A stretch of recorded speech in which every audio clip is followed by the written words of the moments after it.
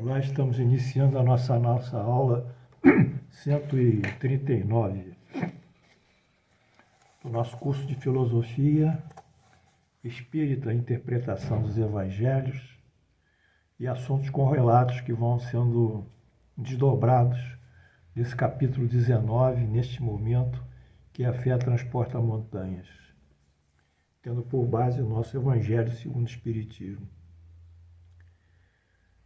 Alguns alunos têm manifestado assim uma certa preocupação, mandando e-mail dizendo: professor, eu estou atrasada nas minhas aulas, eu estou atrasado, o senhor já está avançando tanto, eu ainda tenho que ver tantas aulas, mas eu acho que eu vou ver 2 aulas por dia, etc.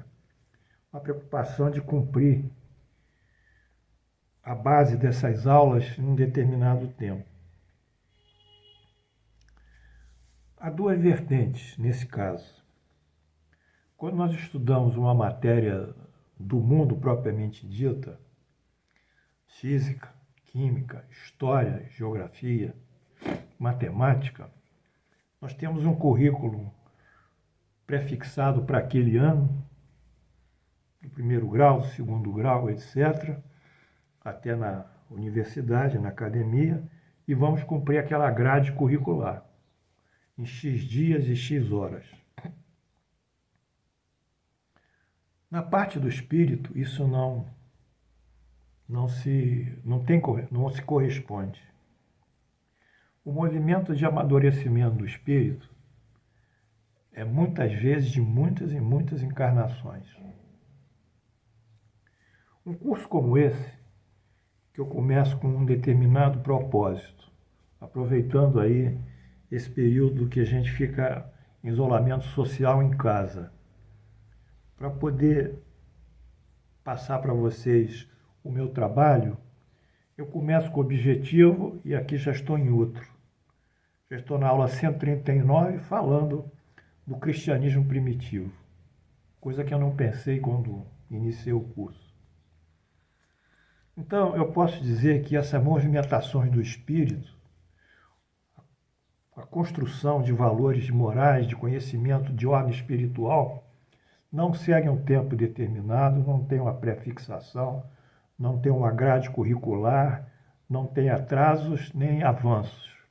Tudo isso decorre da capacidade que nós lentamente vamos assimilando. Portanto, eu gostaria de passar para vocês essa minha visão didática, ou seja, vocês não precisam ter pressa de me acompanhar ou de estar em dias com as aulas ou se estão muito atrasados. O importante é que em cada aula vocês tenham condições de assimilar o que aquilo foi dito. E eu não acredito que uma aula só possa fazer isso. Às vezes ver uma vez só uma aula, às vezes tem que ver 2 vezes a aula, às vezes 3 vezes a aula para poder entender. São coisas muito profundas. Portanto, essa é a minha visão. As coisas do espírito não têm tempo prefixado. Muitas vezes eu escuto colegas dizer: eu comecei a ler o livro dos Espíritos, e são 1019 perguntas e lá umas 500, 400 itens dentro dessas perguntas. E eu consegui ler ele todinho em 3 meses. Fico pensando, como é que conseguiu ler isso todinho em 3 meses? Isso não existe. São conceitos. São coisas cheias de subjetividade. São coisas incríveis. Isso não tem tempo para ler. Os cursos nos centros espíritas, em geral, a gente dá um curso de 2 anos e meio, 2 anos do Livro dos Espíritos, está bom. Isso aí é um arranjo. É um arranjo. Um dia nós vamos ensinar, se Deus der condições, como é que se deve estudar os Livros dos Espíritos. Como é que se deve motivar os alunos. Não é fazendo 1, 2, 3, 4 perguntas. Não é assim. É perguntando ao aluno se eles entenderam o que está ali. É o contrário. O Livro dos Espíritos tem que ser, a provocação do estudo tem que vir por parte dos alunos, não do professor. É diferente. São coisas do espírito. E muitos entendem e outros não entendem, porque depende também do nível de maturação ou amadurecimento espiritual. Nem todos vão entender. Outros mais, outros menos. Portanto, eu quero colocar aqui meu ponto de vista, que todos vocês fiquem tranquilos, fiquem felizes, em paz. Nós vamos caminhar, vocês não têm pressa. Eu não tenho pressa quando faço as minhas aulas. Eu faço as minhas aulas para cumprir aquilo que está sendo me intuído, que me está sendo dado. Ah, vai ficar muito grande. E eu penso, mas vai ficar grande? Vai ficar, o texto é muito grande. Vai ficar muito grande, mas é isso que está sendo me trazido para ser um texto às vezes denso, pesado, no sentido de conhecimento, não no sentido da didática, que eu acho que a didática nossa é boa. Mas, então, essa é a minha introdução hoje, e o ponto de hoje é longo, vamos ver se eu consigo terminá-lo. Portanto, sem preocupações. Essas flores aqui, elas não se preocuparam em crescer. Estão cheias de perfume, inclusive. Saíram do jardim hoje mesmo. Elas não se preocuparam em crescer, mas elas cresceram. Elas se preocuparam em dar uma cor laranja, amarelo, uma cor púrpura. Nada. Aí, verde. Isso é a vida. A vida não se preocupa. Ela anda normalmente. E nós vamos andar normalmente. Bom, após o Saulo não ter conseguido alongar o discurso com Estevão, na Casa do Caminho, ele se retira, muito contrafeito, e segue-se o ponto de hoje, a aula de hoje. Saulo arquiteta a convocação de Estevão para ser interrogado no Sinédrio. Passado alguns dias, tomaram-se providências para que Estevão fosse levado ao Sinédrio. E ali interrogado sob a finalidade pretendida, com as prédicas do caminho. Então ele vai ser caminhado ao Sinédrio. Dada a intercessão conciliatória de Gamaliel, um rabino rabino notável em Jerusalém, um fariseu, como Gamaliel interveio, o feito se resumiria a uma discussão em que o pregador das novas interpretações definisse perante os mais alto tribunal da raça os seus pontos de vista, a fim que os sacerdotes, como juízes e defensores da lei, expusessem a verdade nos seus devidos termos. Tudo bem. Então seria mais uma explanação, uma justificativa de Estevão junto ao grande rabinato. O convite chegou à Casa do Caminho. O convite com a solicitação chegou àquela humilde igreja. Estevão se esquiva, alegando não ser razoável disputa em obediências ao preceito do mestre. Ele não queria litigar com os outros, não queria ser melhor, não queria litigar, ele queria dar continuidade à sua pregação.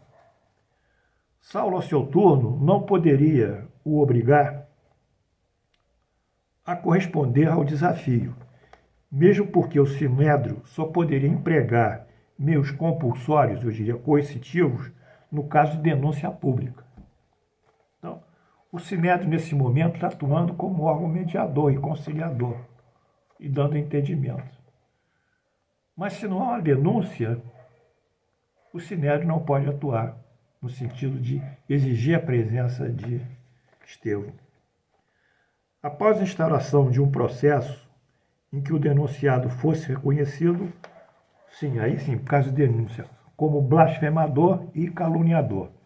Quer dizer, ele tinha que incorrer em dois crimes, blasfêmia e calúnia. Vamos ver o que significa blasfêmia.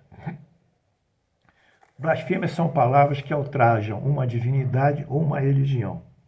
De falar mal de uma religião, negar uma religião, acusar uma religião, é um blasfemador. E, por extensão, pode também ser uma coisa contra uma pessoa respeitável, blasfemar contra ela. Mas, regra geral, a blasfêmia é utilizada em termos religiosos. E calúnia?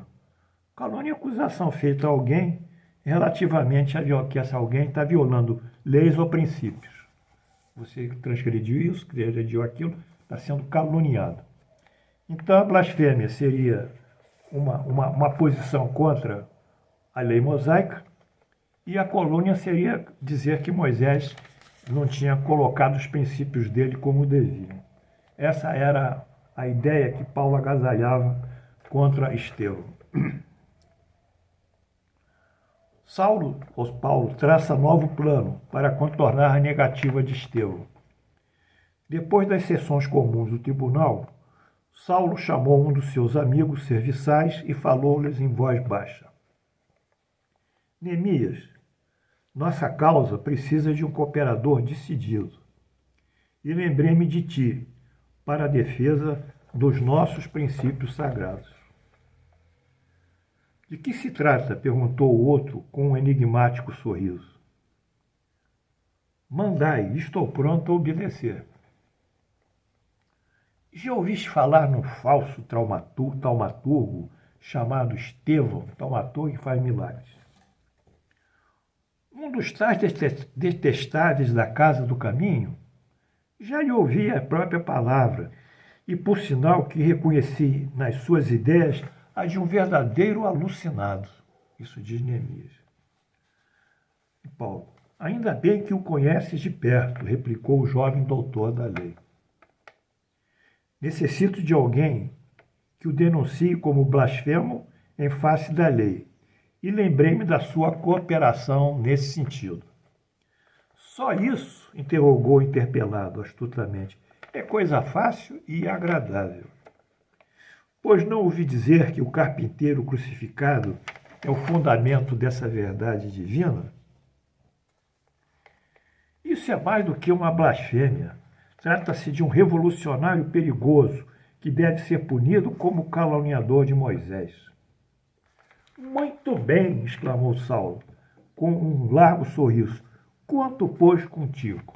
Bom, nesse momento, Saulo fere os princípios e fere a lei mosaica. Em seu mandamento número 8, não dareis falso testemunho contra o vosso próximo. Nesse momento, Paulo já articula um falso testemunho. Quer dizer, a lei dele, o respeito à lei e até o não ferimento ou não prejuízo das suas conveniências pessoais ou dos seus interesses ideológicos, religiosos.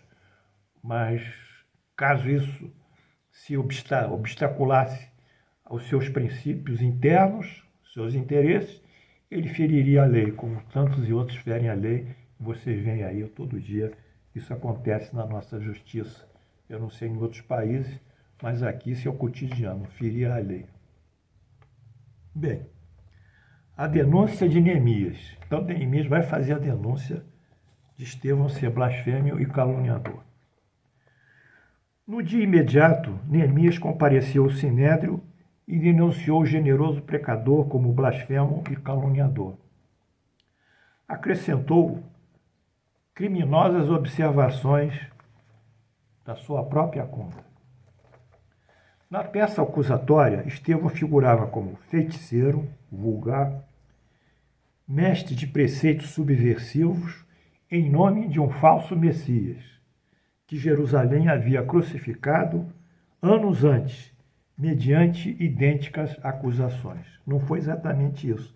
Ele foi crucificado, Jesus, porque foi jogado essa culpabilidade dele para ele ser crucificado, porque ele foi acusado de queria ser o rei dos judeus. E isso iria em oposição a César, ao imperador de Roma.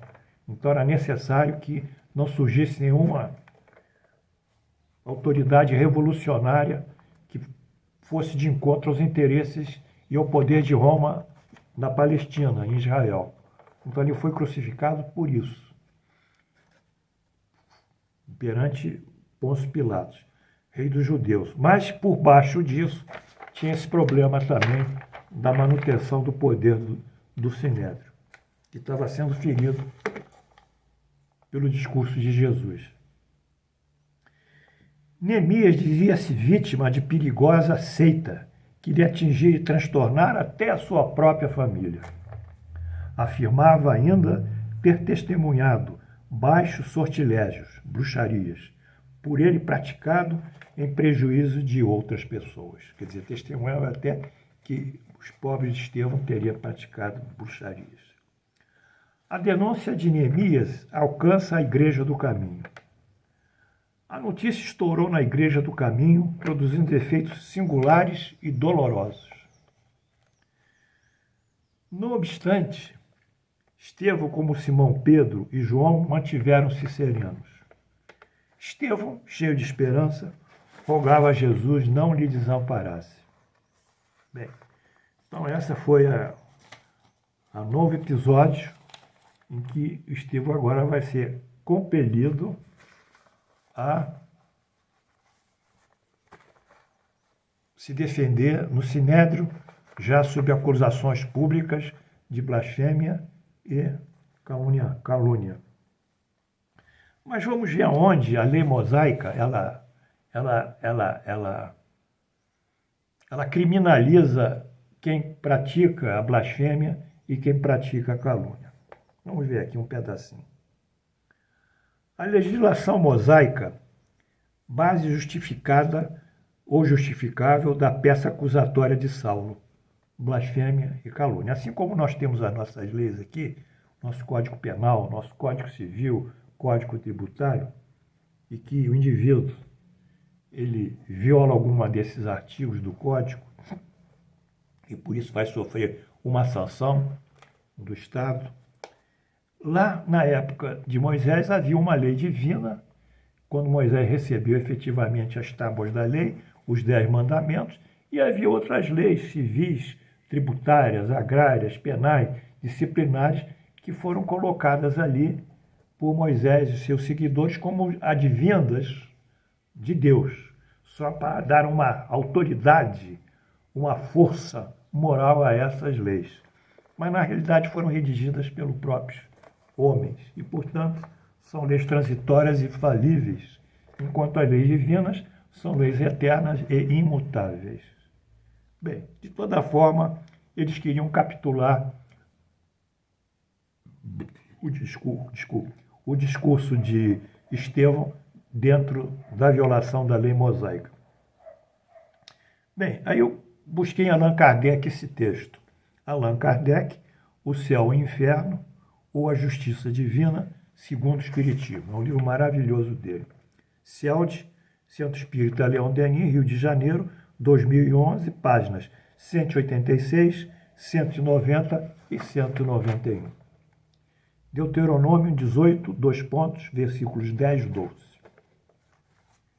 Que não haja entre vós qualquer pessoa que consulte os adivinhos, ou que leve em consideração sonhos e augúrios, ou que use de malefícios, de sortilégios, quer dizer, encantamentos, ou que consulte aqueles que têm o espírito de Piton. Piton é o espírito que adivinhava o futuro. Piton era na Grécia Antiga, era o adivinho do futuro. E que pratiquem adivinhação ou que interrogam os mortos para descobrir a verdade. Pois o Senhor abomina todas essas coisas e destruirá a vossa chegada das nações que cometem esses crimes. Deuteronômio. Quais são os crimes? No caso, blasfêmias e sortilégios. Condenar adivinhos, magos, pitões, encantadores, os que praticam magias e sortilégios. Ou mesmo que interrogam os mortos. Essa questão de interrogar os mortos, como afeta muito o espiritismo, nós vamos, numa aula à parte, tratar. Era a maneira de suprimir as tendências politeístas e toda uma série de más práticas místico-religiosas trazidas pelos judeus do espírito, do Egito Antigo, do Egito, após a sua saída do Egito, libertação. Então, já havia em Moisés essa prática de condenar esses crimes, segundo a lei. Allan Kardec comenta: há duas partes distintas na lei de Moisés. A lei de Deus, propriamente dita, promulgada sob o Monte Sinai, e a lei civil ou disciplinar, apropriada aos costumes e às características do povo. Uma é invariável, a outra modifica-se segundo a época. E não pode ser lógico ao pensamento de ninguém que pudessem ser governados pelos mesmos meios que os hebreus foram no deserto. Ou seja, ele quer dizer que a cultura judaica era aquela época e naquela cultura estabeleceram-se essas leis. Essas leis hoje, numa nova época, numa nova cultura, já não poderiam ser execuíveis. Quem pensaria, por exemplo, ele dá um exemplo muito bom, em fazer reviver hoje em dia esse artigo da lei mosaica?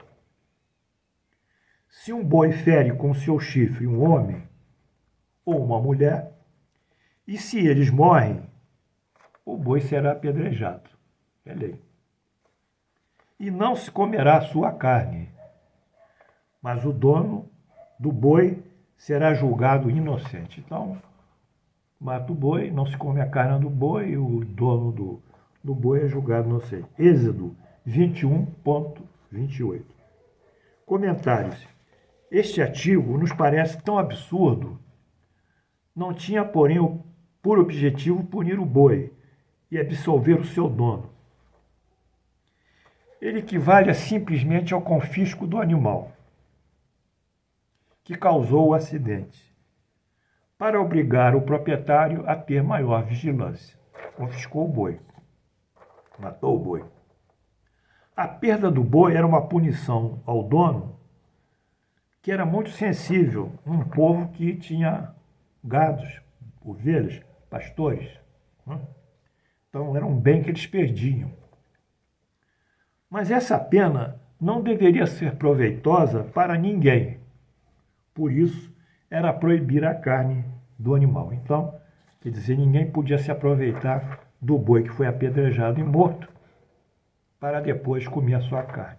Essa era a inteligência mosaica lá dos que defenderam a lei mosaica, que escreveram esses textos jurídicos.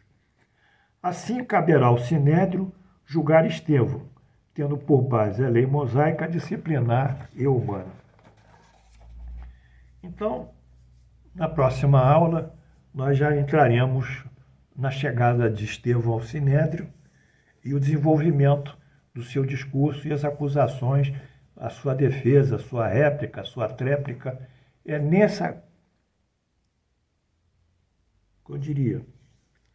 nesses ações e contra-reações, não é isso? Nessa movimentação de ideias, nas suas diferenças e nas suas sínteses, é que estará sendo o quê? Semeado, né, o cristianismo primitivo. É aqui que a gente vai ver o cristianismo primitivo. Aqui a gente vê mais do que na própria Bíblia. Porque aqui tem uma história real, embora seja romanceada pela genialidade de Emmanuel, ela realmente tem essa característica da verdade.